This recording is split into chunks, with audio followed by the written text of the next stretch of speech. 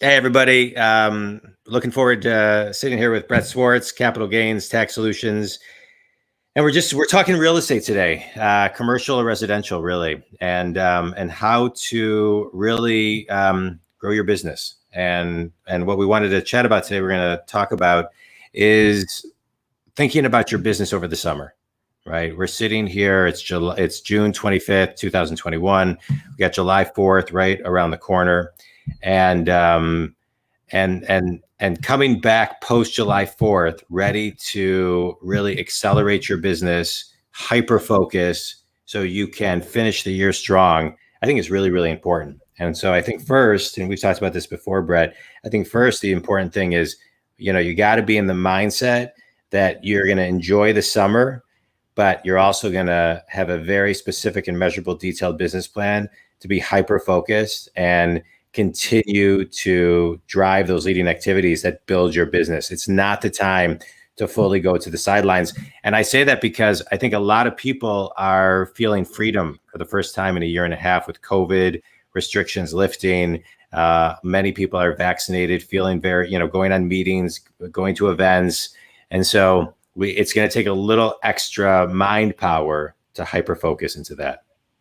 Yeah, I can't agree. I can't agree with you more. It's easy to go back to old habits or bad habits, right? Especially when change happens, and the change is happening for the positive now, right? Yeah. With more freedom, more opportunity, more travel, more all of the things that we so much enjoyed. Part of, I think, the blessing of COVID was it kind of forced people to work really hard and adapt. And at least this is what it did for me. Like, because I was like, well, if I don't be stuck not being able to do things, like I might as well work. Yeah. Right. And so worked a lot and got online, got on YouTube, got on podcasts, met more and more with clients via the Zoom and via just not getting in cars. Right. So now it's the opposite. So it's kind of like the pendulum swinging from one spot to the other. And so you're absolutely right. Getting focused on the fundamentals again and not taking it to the other side, John. I think it's what you're saying, right? Yeah, no, absolutely. And I think focusing and saying, okay, what's my business plan, right? So I think a lot of people are going to start to check out kind of Wednesday, Thursday of next week, enjoy the 4th of July weekend. That Monday is a holiday, Tuesday people get ramped back up. But I think you want to be ready with your July and August business plan now. So when you get back July 6th, how many calls you're making a day, how many centers of influence you're calling every day, how many meetings you want to go on a week, how your, what your marketing is going to be, all of that type of stuff that is so important to do now.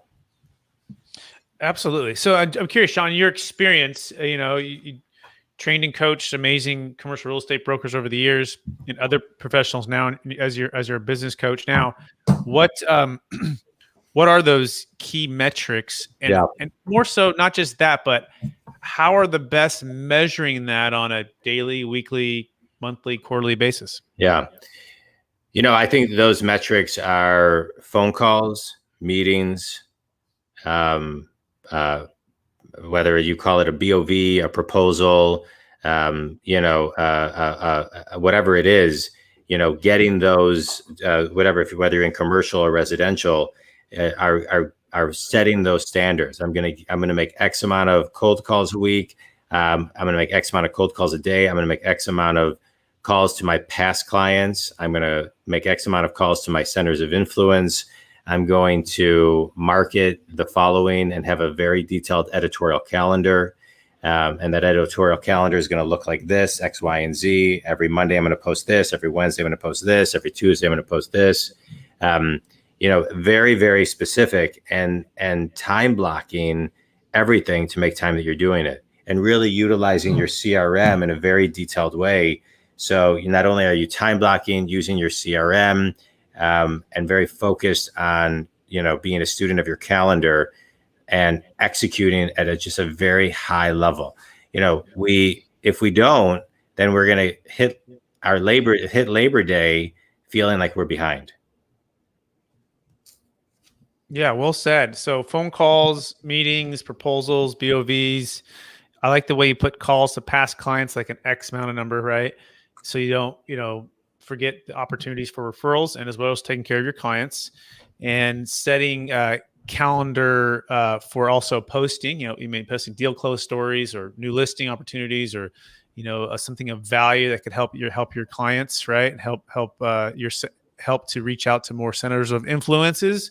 Time blocking and CRM. So the 80-20 principle comes to mind here, John, right? So, right, 20, what's it? 80% of our results come from 20% of our actions. Yeah. Right. And so how can someone implement that with the things that you just said? Implement the action steps, what's the biggest challenge for people when it comes to, is it time blocking to get these things done? Because we know what these things are, right? I mean, you got it. It's all about execution. To me, that's the differentiator of, good to great, great to exceptional. Do you have the discipline and the resilience every day to come to work, whether you're going to a home office, an office, it doesn't matter. Can you execute? Are you prepared every single day with, okay, tonight I'm preparing all my calls for tomorrow. Tonight I'm getting my calendar ready for tomorrow. Tonight I'm setting my plan for tomorrow. And then you come and you execute, right? That's the key. Time blocking and execution. A lot of the stuff that we're talking about is so simple, it's complicated, right? And it's rinse and repeatable. I think the tough part comes is that you always have to be growing your skill set. You always have to be growing your craft, and you want to kind of stay on the plateau. And by doing the same thing and being consistent every day, it's not always sexy and fun, but it's consistent. And that's what you need. That's the key. Absolutely. Yeah. And I also want to dive into a strategy that's kind of helped me over the last year. And it's the idea of building a team to help you design, delegate, decide, and do things, right? For example, one of the biggest things that we've been told as real estate professionals, as sales professionals, is to get on video, right? And to create content, and it could be kind of daunting to consider, okay, I'll get on a video, but then I got to edit the video, and then I've got to, post the video, and then I'm a full-time video person now, right? Versus doing the thing that I love to do, which is being with my client and solving problems and presenting solutions for people. And so when it shifted for me was I hired a team, right? I hired a team, or started with just one, and I started to delegate those tasks. So I would create the content, and then she would edit the content and post the content, right? So that's my executive assistant. And we quickly moved to another assistant who's just a full-time videographer, and then another assistant who's a full-time podcast and kind of YouTube blog profession, right? And now we have 5, and it's really centered around these 4 things. And these 4 things are the 4 Ds. And the first one that we typically get caught in is the doing part, right? The doing part of whether that be editing the blog or editing the video post or even making the content, right? I mean, at the end of the day, the highest and best use, I think, for most professionals is what we're doing now, like creating the content, being face-to-face with clients. It's not necessarily doing all of the editing and the back end work, the operations work, if you will. The second thing that we get caught into is the decide, right? Mm-hmm. Where if you do hire a team member, how much time and energy is it taking? When I first started doing or building a team, it was like, wow, I feel like there's more work on me because they're coming at me for questions, and I spend my whole day just answering questions and not actually getting the actual work that's the most important done. And it's like, well, I'll just go back to doing it myself. You get caught in this trap, right? But it's empowering those professionals that are on your team with information and the confidence to make decisions on your behalf in the vision of the company where you're moving forward to, right? So that's the second thing. How do you move the decisions from yourself, having to make them all, and empower your teammates to do that? So I'm going to pause on those 2 before we get into delegate and design. What do you think? And no, keep on going. I think it's great. Keep on going. Okay. So the next one will be delegate. Okay. So ideally we delegate. We know we need and want to delegate, right? But the problem is, as entrepreneurs, as professionals, we're very, very confident in what we do, right? And we're like, well, I can do this better than anybody else. Why do I delegate? I can get it done faster, quicker, and better. I'm I'm either afraid it's going to make me look bad, or it's not going to be as great of a product for my client. Right. And therefore I'm just going to control this thing. And therefore, guess what? Your business is not really going to grow as much as you could have, right? So as I delegate it more, as I empowered more, by the way, this takes training, right? You don't want to just, throw someone out in the middle of a lake who hasn't learned how to swim yet, right? And expect them to perform well, but learning the art and science of delegating properly.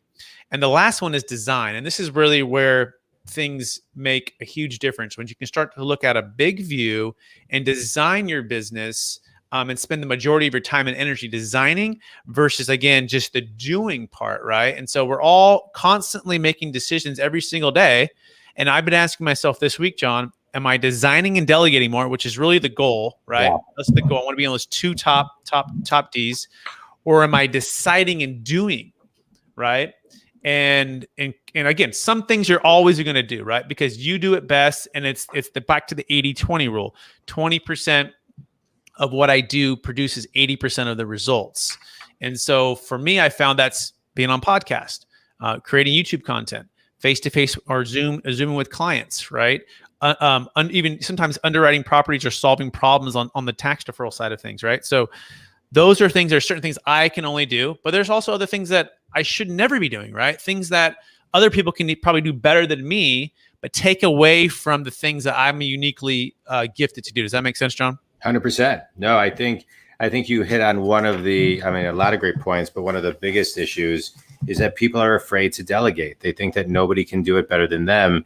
And, to me, I always say to people, what do you, how do you allocate your price per hour? It doesn't matter if they say 100, 200, 300, 400, 500, 1,000 or more.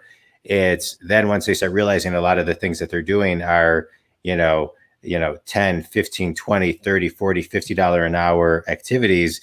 And they should be doing leading activities that are generating $500 an hour. It starts to shift everything. And so I think that's critical. No, you bring up some great points, and that and getting focused for the summer, July, August, so you can start Labor Day with kind of your Labor Day through end of year business plan, and just take it in small chunks. I think that, and then you execute and you commit to the process. You're key. I think those are great tools. In the very beginning, you mentioned time blocking, right? I think it has to start with taking an assessment and underwriting your time and your energy over the course of a week, right? Yeah. So, and then underwriting based upon like, okay, for this next hour, or first of all, what am I doing all week, right? Like let's just track what I've been doing this past week and do that for 5 straight days and say, all right, I know I checked my email at this time and I checked it again at this time. And then I responded this time, and then I underwrote a property this time. And then I cold called this, and random acts of cold calling, right? Versus just focusing like a laser for the next hour and making 50 calls, right? And setting 3 meetings versus doing random acts of cold calling. So first of all, it takes an assessment of where is your time and energy. And I did this. I took a little training course on this, and it was eye-opening, right? Where I said, okay, well, what am I actually doing? And then what is the goal? And so I created in my Google Calendar, like the ideal week, right? The time that I'm going to wake up, I'm going to go to sleep, right? I'm going to work out. I'm going to, for me, it's reading the Bible, praying, meditating in the morning, my miracle morning.